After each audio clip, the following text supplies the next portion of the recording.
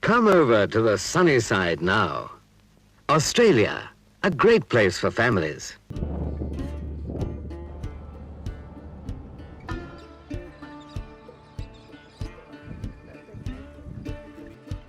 As expat poms, that we had to be bigger and better ockers. We knew all the slang, all the vernacular, and we just tried to impress upon people that we were Aussies and not poms.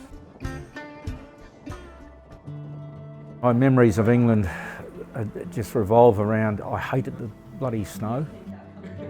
For us, it was a no-brainer. I asked Dad again, just last week, why did we come? He said, to make a better life, Dad. He said, yep, and that was it, just to make a better life.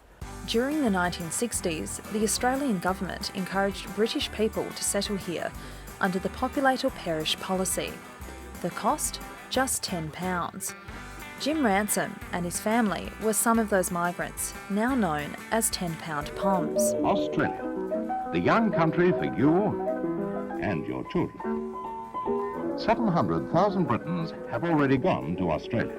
I was born in 1955 in good old Brighton in Sussex in England, right on the south coast, so lived my first 10 years there. Only just turned 10 when Mum and Dad announced that we were going to migrate to Australia. The policy was attractive to working class families because Australia promised a more prosperous life. Opportunity for you, fine for your wife, great for your children. You could be on your way to a sunnier future in the new year. Mum and Dad were probably the hardest workers in the world.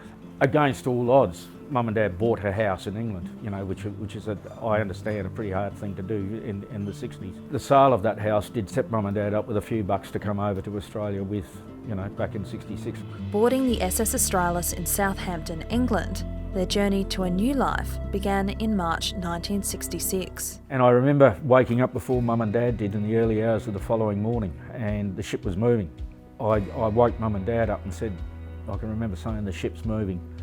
And then Mum and Dad just sort of said, we're just going up on deck. So I imagine they went up for a nostalgic wave goodbye to good old England as they headed off. But I can remember within a day or so of leaving those grey-green waters of the English Channel and the North Atlantic, the ocean all of a sudden turned blue, and there was no clouds, and there was sun, and it was warm, and it was just a really, really good feeling. And a month later, Jim would take his first steps on Australian soil.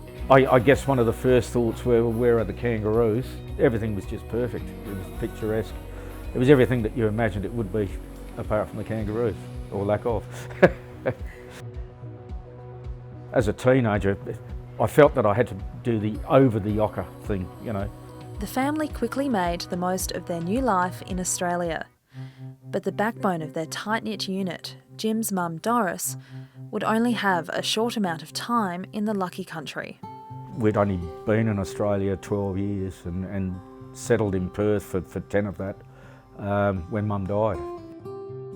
Massive heart attack. And unfortunately, the medicine at the time, there was no such thing as stents. I mean, if we had the technology then, she'd probably still be alive now, I don't know. Dad was absolutely gutted, of course, and so were we all. We were a bit concerned that Dad might not be handling it all that well. My sister actually said to him, excuse me,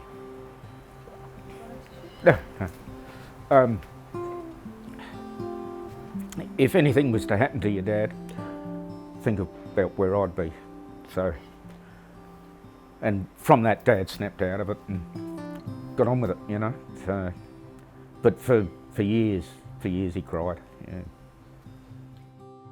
Jim held a number of jobs in Perth. Then, a year later, an opportunity arose that he couldn't pass up. Another Aussie adventure, this time in the bush. Here we are in 1979, moving up to Narrabeen, which is my wife's hometown, and my first taste of country life. 40 years later, he's become a well-known and well-respected member of the Merredin community. Since that first couple of years of learning everything rural and the country way of life, I've had no real inclination to go back to the city. It's those old-fashioned values, you know. You know every second person as you walk down the street. I know my job. I do my job pretty well. I know the people that I deliver to pretty well out there on farm. You know, 80% of our customer base is farmers. And it's just great to get out and talk with people. You're on first name basis all the while.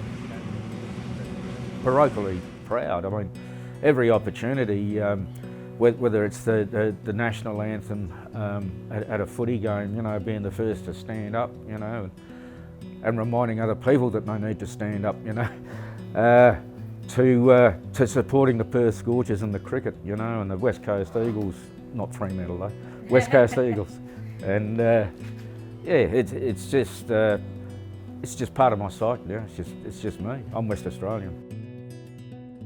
England, no, it's a place I want to visit. It's on the bucket list. I want to go back and go and see where I walked to school and that sort of thing. But this is home. This is home.